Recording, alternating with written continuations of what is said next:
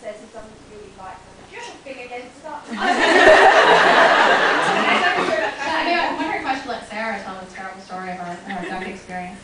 Well, there's a lot of duck stories with you. What, the duck? Well, the duck story is based on something that really happened with me and Sarah in Hyde Park. Was this the day that you were feeding them themselves?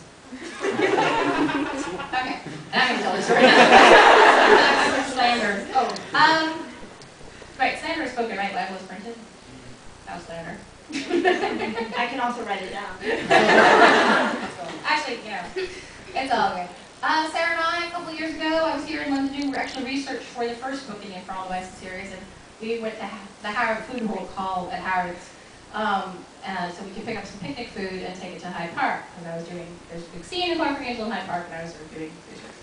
And so we picked up some duck pies, and we went to Hyde Park, and I don't remember if we were satisfied with the duck pie, or it was just, yeah, I think we didn't really like them, and so we thought, well, you know, there's some ducks, we'll just go down to the river and have some pie. And so we're feeding the ducks pie, and suddenly Sarah screams, my God, we're feeding the ducks duck. Cannibals! And we looked, and we were, you know, almost out of pie. We looked at them with their beady little red eyes. We threw them, you know, the rest of the pie, and then they started to come for us to get more pie. They were uncontrolled. They were like a zombie cannibal army. They were coming for more duck, and we ran away. So we both said we would, that day, you know, we stared deep into the soul of the duck and realized that it was just evil. And so I put that into Clockwork Angel as a thing that Will and Jem had done, because I thought it was funny. I think it's in Sarah's book too. She mentions the evil of ducks. And then it just became it's one of those things that starts as a throwaway joke and sort of becomes part of the character. Will's irrational hatred of ducks. And actually, Maureen is correct, because I came back to, I was in London last October, and I did a signing for Foyles, and Sarah and I went back to the park, and as a sort of, you know, I showed up for this one. Yeah, we were like, Maureen, yeah, we're going to go to the park, and we're going to feed ducks to ducks. And she was like, what the hell are you talking about? So we showed up in the park, we had a duck pie, and once again we fed ducks to ducks. It was like sort of a, you know, tribute to the earlier. That's just what they were doing when I got there. And we, yes, she walked up with her boyfriend and we're screaming, we're feeding ducks to ducks! Throwing out the duck on the water. The ducks are totally into it. So I just think that, you know, it's one of those jokes that kind of starts out small and grows in great proportion. That you don't necessarily realize is going to be such a touchstone until it is. I realized that people would be so fascinated by Will's hatred of ducks. I even wrote an extra short story that's on my website about the genesis of Will's hatred of ducks. People were so curious about it. And they also want to know if the whole Haredale family hates ducks, or if it's just Will and Jace. So I said that, you know, it's different waterfowl. And Now you could write a short story if we're going to still work this kitten thing.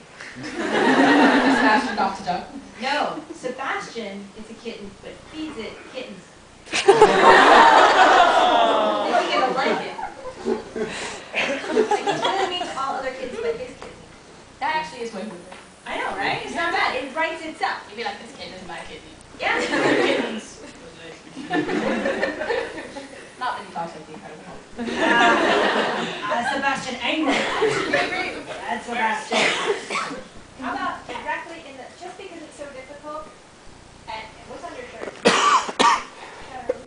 That seems like an appropriate thing to have on your shirt. Alright, this is going to go terribly wrong. I'm just letting you know this isn't going to end well. This is one of the lightweight ones, so at least if it hits you, when it hits you, it won't hurt you that much. Try to just cover your ass.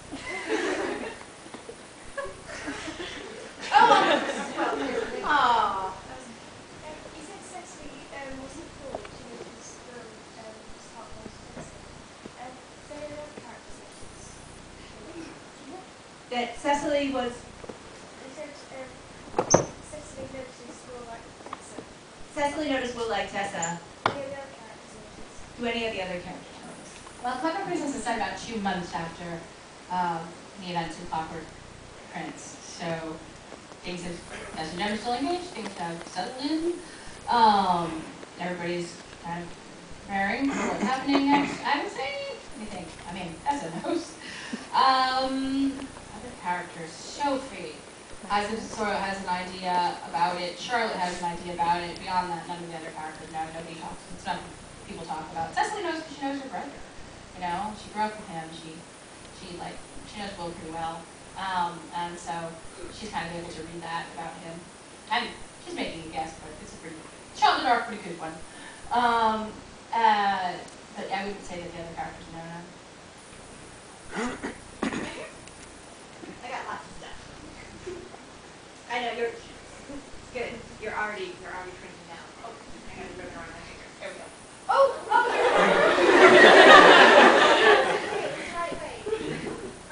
Sorry. Hi, Cassie. You said that I know I think we're all assuming that City of Heavenly Fire is going to be the last book in which all the characters in the Mortal Instruments series will be teenagers. How do you feel about that? Because it's such a strange transition to go from them being in their middle of teenagers to go to the next series 5 years later. It's a goodbye, you know, it's the end of the Mortal Instruments series, it's goodbye to those characters, really, in the grand scheme of things. So it's really sad, you know. I mean, it's sad to say goodbye to the Infernal Devices characters. I'm finishing Clockwork Princess right now, and you know, I'm just really like done with it, basically filling in research holes while I'm here. Go to Wales after this, fill in a few more things, and we'll basically be finished. And so you always have that sort of feeling after you're done with a series, a little bit of postpartum depression. You miss the characters, you know, you're not going to encounter them again. So, you know, as soon as I'm done with that, I'm going to have to turn around and write City of Heavenly Fire, and I think it's going to be sad, and I'm going to be sad, but I think that it's a book that has a lot of war and sadness and loss and stuff as a theme. So hopefully that my own personal sadness about saying goodbye to them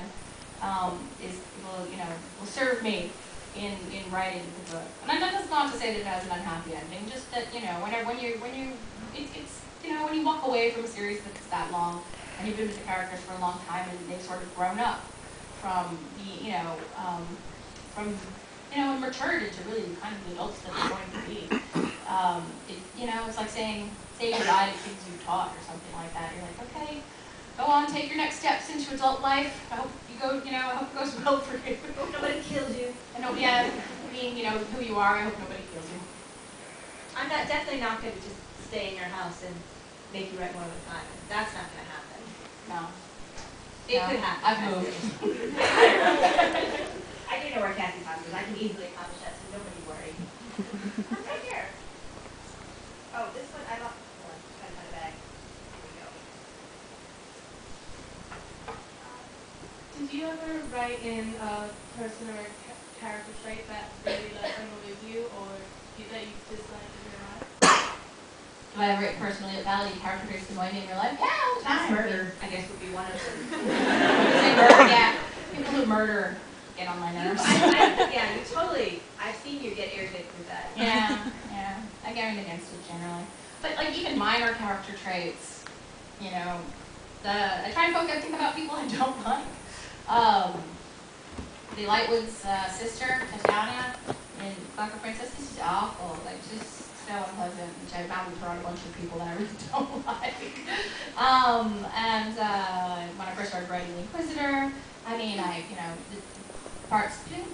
things about the Lightwood parents, I mean, some aspects of some of the unlikable aspects of everybody you sort of pull from unlikable people that you know. There's always things, you know, I mean, there's the obviously unlikable characters. There's the, Benedict Lightwoods and the Inquisitors and the Mortmains and the, Valentines and the Sebastians and whatnot. But there's the mildly more unlikable characters as well. And I think, I've pulled from particular things that really annoy me, people who are really judgmental, people who leap to conclusions about other people who make assumptions, people who are incredibly self-righteous. Self-righteousness drives me nuts. So you see that a lot in like the Inquisitor, people who are sort of misguided in their goals, I think. So yeah, I mean, I draw on stuff that, irritates me all the time. It's very helpful in terms of motivating factor in writing when you're just like, God, this irritates me so much. Yeah. Write about it. Write about how much it irritates me.